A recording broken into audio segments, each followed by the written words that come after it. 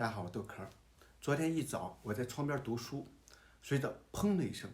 我发现一只小鸟撞在玻璃上。于是我赶紧跑出去，就看到那个鸟呢，静静地躺在窗台上，没有一丝的反应。于是我就想，为什么鸟会撞玻璃？有没有什么办法可以避免这种情况？随着调查的深入，我发现这背后的真相令人痛心。同时，我还发现这里边呢有巨大的商机。我身边很多人都有遇到鸟撞玻璃的情况，有些是鸟撞到窗户玻璃上，有的是撞到户外的玻璃围栏上。即便是一些低矮的平房，玻璃已经很脏了，这种情况依旧会发生。今年年初，在一个客户家里，他就告诉我，在他家后院的玻璃围栏上，每年都有很多鸟撞死在上面。因为家人信佛，不忍心看着这种惨剧发生，于是呢就把后院的围栏给盖上了。美国一篇学术论文就指出，在美国平均每栋房子每年的鸟类死亡率是 2.1 只， mid-rise 就是中层建筑平均下来是 21.7 只，而高层建筑平均下来是 24.3 只。加拿大的一个调查机构发现，在多伦多市中心一栋高层建筑，一年就发现了大约100多只死鸟。接下来一个统计数据让我背后发麻。世界上最大的教育研究机构 Smithsonian 调查人员发现，在加拿大每年有高达4000多万只鸟撞死在玻璃上，而在美国这个数据呢高达10亿多只。随着房屋建设的不断增加，大玻璃、大窗户的采用，有的高层住宅外立面全部采用玻璃，护栏采用玻璃，这种惨剧呢还会更多。鸟为什么会装在玻璃上？一般呢有2种情况，一种是玻璃很透明，鸟注意不到这种遮挡，直接给撞上去了。这种情况多半发生在户外的玻璃围栏上，这很容易理解，就像我们人类一样，一不注意就把商场的大玻璃给撞碎了。一些现代风格的房子，还有呢商业建筑，窗户没有窗帘，晚上开灯以后被灯光吸引，也很容易让鸟误认为可以飞进去。而另外一种情况是，玻璃在反射作用下像镜面一样，会反映出周围的环境，尤其是一些朝南或者朝北的房子，周围如果还有树木植被，玻璃的镜面效果就会很逼真，鸟很容易被迷惑，误认为可以飞过去，结果呢就给撞上了。在大白天，外边越亮，屋里不开灯，在没有窗帘的情况下，反射效果最容易迷惑鸟。我参观过不少的工地，窗户安装完以后还没交房，房子周围呢就能发现一些小鸟的尸体，这多半就是这种镜面效果产生的。鸟撞玻璃的情况困扰了很多人，于是呢大家都想方设法来拯救这些鸟。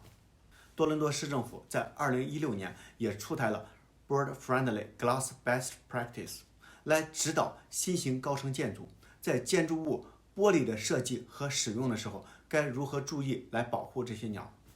一般来说，对于低层的住宅，我们可以采用以下的方法来有效解决鸟撞玻璃的问题。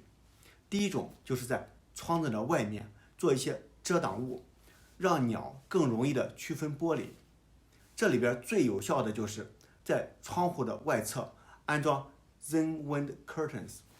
就是动手用线绳做成一个简单的束网，在窗子的外面，绳子和绳子之间的间距大约是4寸，这样鸟看到以后就不会尝试飞过去。这种做法呢得到很多人的认可，也确实有效。还有一些就是在窗子的外面挂网或者安装纱窗，也可以起到不错的效果。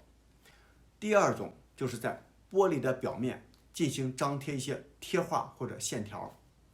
这种做法跟我们人类贴那个小心玻璃的贴纸原理上是差不多的，就是起一个提醒的功能，这里是玻璃要小心。唯一不同的是，你要站在鸟的角度来考虑问题。首先，这个贴纸要贴在窗子的外面，这样更容易让鸟发现。其次就是大小，如果一个窗子只是简单的贴一两个小的贴画，甚至是老鹰的图案，效果呢也不是很理想。最好的方式就是大面积的来贴，让鸟更容易的发现。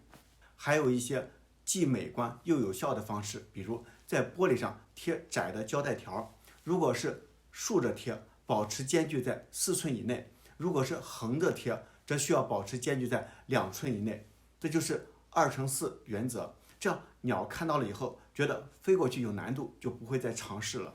还可以呢，在玻璃上按照2寸的间距来布点，用圆点或者方形的贴纸，整齐的在玻璃上全贴，这样也可以做到既美观又防撞的效果。不少的教育机构的建筑物或者商业建筑物采用的就是这种方法。还有一种类似广告布的贴纸，国内叫单透膜，从外面看不到里面，但是呢，从里面可以看到外面。这种贴在玻璃上也可以起到很好的防鸟效果，但是呢，因为这么做会大大影响室内的采光，以后清理起来难度大，因此呢，我个人不是很推荐。第3种做法，安装 shutter。第4种方法最省事儿，费用还低，那就是用肥皂在玻璃上画竖条，保持4寸的间距，这样可以起到很好的保护作用。这里边的原理我们在后面会详细的介绍。说了这么多了，咱们呢先说一个商机，那就是防鸟贴纸。我呢在淘宝还有亚马逊上做了一些研究，我发现呢这种产品很少。第一种产品可以呢使用一般的户外广告贴纸，裁切成1/4到1/2寸的宽度，细长条，颜色呢可以是白色或者灰色，按照窗户的宽度来进行计算，间距4寸，如果是3尺的窗户就需要8条，4尺的窗户11条，以此类推。虽然市面上有的胶带也可以实现同样的目的，但是缺点在于1太宽，2不容易贴直。这种根据窗户高度裁切好的贴纸，做完的效果呢会更专业。第2种产品可以用广告贴纸刻出圆点或者方块，配合转贴纸，这样就可以完全做出商业效果，适合大玻璃的门窗，既美观张贴又方便。也可以根据窗户的大小来进行标准化的产品，比如按照2尺宽1卷这么来卖。安装省事儿、美观，还能自己动手的产品，在美国和加拿大应该很受欢迎。而且呢，这种设计不但可以是点，还可以呢是线条，只要比例得当，也会很美观。颜色可以考虑像白色、灰色，甚至是半透明色。第3种产品就是定制产品，适合广告公司或者商业建筑，可以在广告贴纸上设计不同的图案，进行定制设计，这样贴出来的效果既能起到品牌宣传的作用，还能防鸟撞。对于从事像招牌广告的商家来说，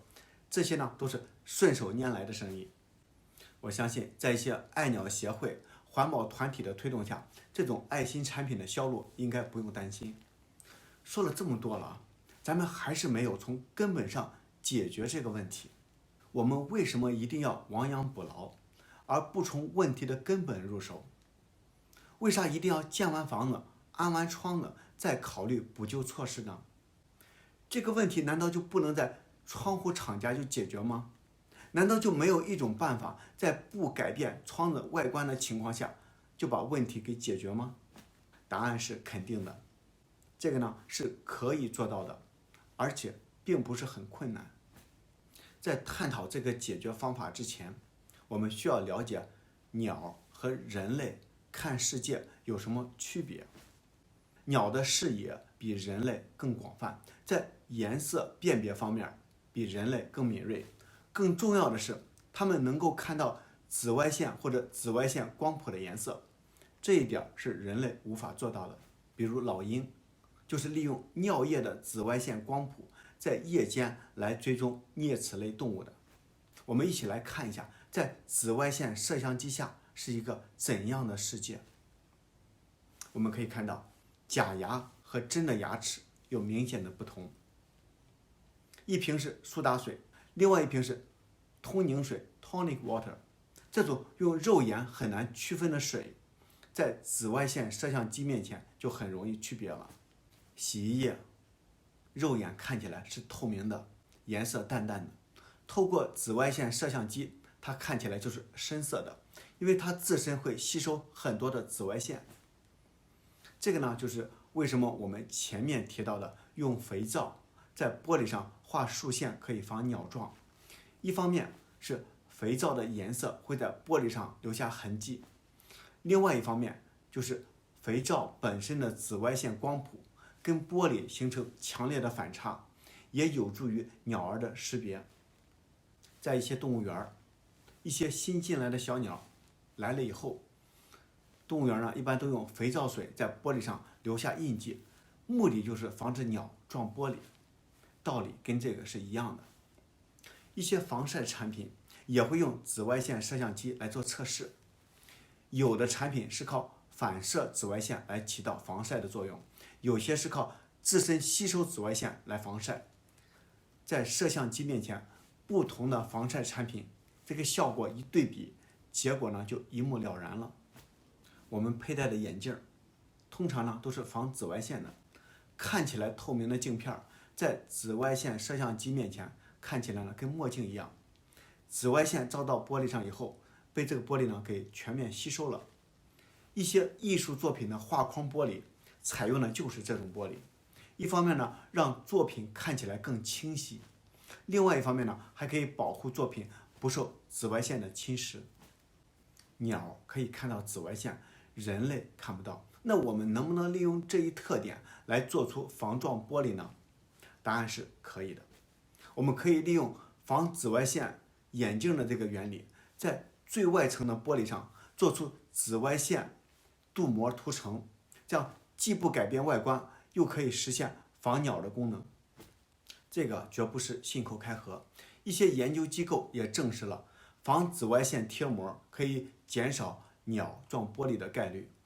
美国、英国、德国、加拿大一些玻璃厂家最近几年也开始进行这方面的尝试。虽然这种工艺让窗户的成本会有所增加，但是对于关注环保、关注被动式建筑的群体来说， UV Patterned Glass